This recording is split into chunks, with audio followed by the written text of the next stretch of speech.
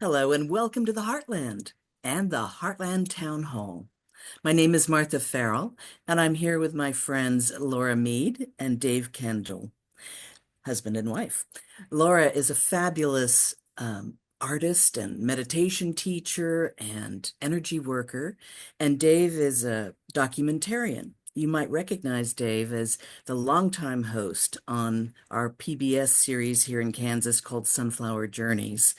And my background is in radio and journalism and video production. So we've been friends for a long time, and we've been pondering there's a time of great change going on in our country right now. And what does it mean to be a good citizen? What can we be doing as good citizens to uh, make a difference? And honestly, we think everybody should be doing something, whether it's big or small, public or private. And this, frankly, is something that we can do. We can provide a platform to listen to people from all walks of life, hear about what your concerns are and what your dreams for the future are. So this Heartland Town Hall builds on an idea that Laura and Dave started earlier this year. Was they did a virtual town hall at the time, and it was just great. And Laura, this really was your brainchild. So why don't you tell us all about it? Great. Thanks, Martha. And thank you, everybody, for coming to see this. As Martha said, back at the beginning of the year when the new election happened and there were some things going on that were causing concerns for people, Dave and I were contacting our representatives to understand what was going on and to voice our concerns for some of the things that were going on. And I know that was happening with other people that we knew as well. And there was a mutual frustration that we were having that we were not hearing back from our representatives. They weren't responding to us. They weren't answering our calls. They weren't agreeing to hold town halls, which is a pretty common occurrence in a common way historically, where you've been able to speak to your representatives one-on-one. And as the weeks went on, it became abundantly clear that there wasn't going to be a clear way for us to speak to our representatives, and that they weren't responding to our needs. So Dave and I decided to hold this virtual town hall, and the reason it was virtual is it came together rather fast. I felt time was of the essence, and the idea of convening a space and organizing that seemed a little complicated. But what was interesting and equally and maybe even more important to me is when I put out the call, were there other people that wanted to co-create this town hall with us? We got responses from all over the state of Kansas, clear out as far as Garden City, and we're in Northeast Kansas. So that was really interesting to me. And so doing it virtually online allowed people from a greater distance to come together, and it allowed us to convene this much quicker. We did invite our representative, but he chose not to respond to us. But we decided to hold it anyway. And that brings me to a deeper thing. I grew up in Vermont. I am a proud Kansan now, but I did grow up in Vermont. And town hall, yearly town hall, is a fairly unusual thing that happens in Vermont that still happens to this day, so says my family. And that's where the town comes together and they talk about their concerns about the town, and they talk about their hopes and dreams for the town. And that concept really stuck in my mind recently as we were thinking about this time that we find ourselves in. Historically, town halls have been to speak to your representative. But as we're noticing, many of our representatives, not just here in Kansas, but all over the country, are not responding to calls to meet with their constituents. And so I realized that we could evolve the idea of what a town hall is. It used to be speaking only with your representatives. Now, I think what's happening in 2025 is we're shifting the meaning of that town hall, because these town halls without representatives are springing up all over the country. They were happening soon after ours. There were many other ones that were replicated all over the country, which I think is fantastic, both in person and online. And the idea there is that it gives us the citizens an opportunity to express our concerns, and it gives us, the citizens, the opportunity to express our desires, our hopes and dreams for our country, whether or not our national representatives are there and present or responding or not. Because really, obviously, our country is made up of the people who live here, all of us, and giving us all an opportunity to have a voice, which is very much more in the model of the town halls that I grew up in Vermont. There may have been representatives there when I was a child. I honestly don't remember them. What I do remember that was really burned in my memory are seeing my neighbors, our friends, speaking up, speaking their truth from different understandings, different backgrounds, different belief systems. And that's true today when we are convening the town hall in February. And what we're hoping for this podcast here is that we're getting voices from all places on the spectrum. This is open to people who are Democrats, Republicans, independents, non-political at all. Maybe you haven't ever voted or ever seen the purpose of it. We're inviting everyone that lives here in Kansas, but even beyond Kansas. When we held the town hall in February, it was quite extraordinary. As I said, we had this idea where we brought people together to speak their truths, and we set up a very simple format. The idea was that we invited people to write an essay that could be read out loud in 2 to 3 minutes. And we selected the people that gave us these responses. We sent out the request on social media, and within a week and a half, we were inundated with 30. Gosh, I think there were 35 people that submitted. 32 of them came live to speak at our town hall on the Saturday in February that we held it.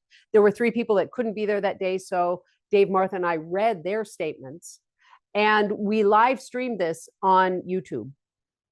And at the time, I couldn't have been happier. And I was frankly blown away with the response that we received.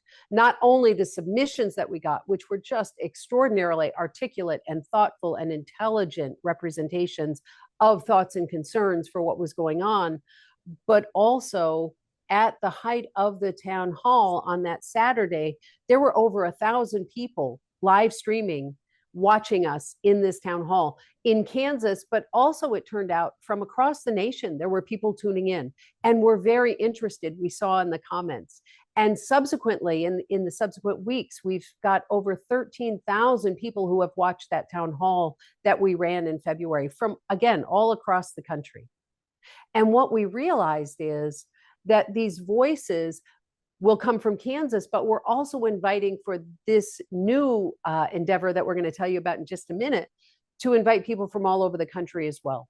Because these concerns, these desires and wishes that we have really do span, the state boundaries. They really are something that affect all of us. And we realize the power of people coming together and the power of people speaking what their concerns are, speaking what their dreams are, and hearing each other.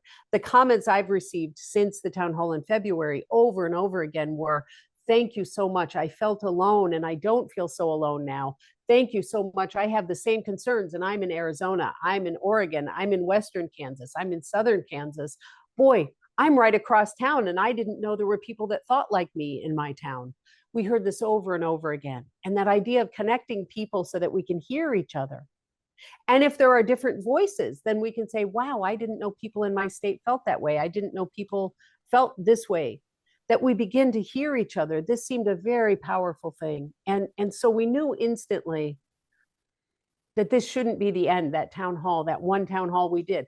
Town halls, as I mentioned earlier, are being replicated. And I'm delighted to see that. I think that's just wonderful. But we wanted to offer something else. And so Dave and Martha and I kind of put our heads together after the initial town hall when we realized what a strike it had, how it struck people's hearts so deeply. It was so incredible, Laura, to see all of those faces and hear their voices and coming from so many different walks of life.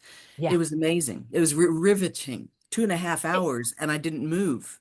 I know. Well, that was the other thing that came up over and over again in the comments is people said, I tuned in for a few minutes and I ended up watching the whole thing. And I had people reporting back they were at their kids' soccer games and watching this at the same time they were watching the soccer game, and they said, they just couldn't. I had one woman in California, and she said, I just tuned in for a minute because I heard about this and I couldn't pull away. She said, I was there the whole time. I just sat down on my chair and I didn't do anything else for the whole 2.5 hours. So that was really gratifying, that these messages really did strike people. They spoke to us deeply. And that idea of how do we carry that on? Because the other thing that happened, because we brought this together really within a matter of weeks, it was quite quick. Start from the idea to create the town hall to the town hall itself. Subsequently, I got tons of responses from people saying, gee, I wish I'd known about this. I would have loved to have spoken at your town hall. And I heard that over and over again. And it made me realize there really is a hunger for this kind of thing to be happening. And I think that one day format with that very long 2.5 hours is great. It's still continuing. But what Dave and Martha and I came up with is the idea of doing a more regular basis, shorter format in a podcast form that allows more and more people to speak from different backgrounds, different ideas. So that was the inception, the virtual town hall. Now we're going to be telling you about what we're going to be doing now, and continuing this idea, and hopefully giving many people from across Kansas and across the nation a chance to speak and share their thoughts and their dreams. As she said, it was 2.5 hours long, which is what, we're never going to do that again. But it was riveting. It was riveting to see these faces and hear their voices. And so what we're planning here is kind of a continuation of that idea that the next step, this Heartland Town Hall. Now, Laura and Dave and I are all from Kansas. So that's part of where the Heartland comes from. Dave, actually, your family has been here since the 1800s. Yeah, that's true. Actually, 1857 was the year that I've heard that my great great grandfather first came into Kansas on the Santa Fe Trail driving a wagon of some sort with mules or oxen or whatever. And he saw the land in Morris County and decided that'd be a good place to settle in. So my family's been here since the 1850s, and as I've gotten older, I've looked into my family's ancestry going back a little further and found out that we've been in this on this continent since the 1600s.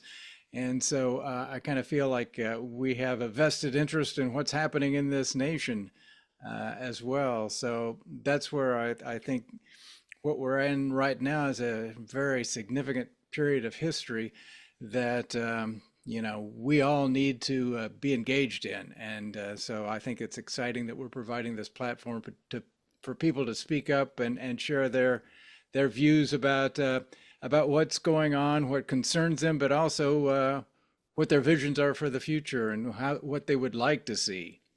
So that's where I think the dual nature of what we're talking about makes sense. That's so important, not just to be complaining about whatever it might be that's going on, but also bringing what we're dreaming about.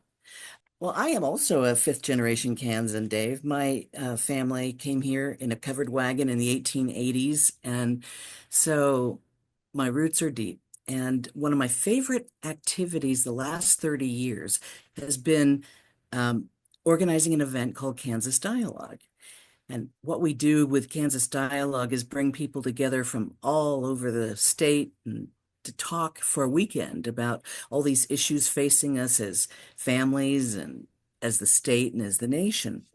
And I just think it's really important that we learn how to listen to each other and try to understand people who are different than we are.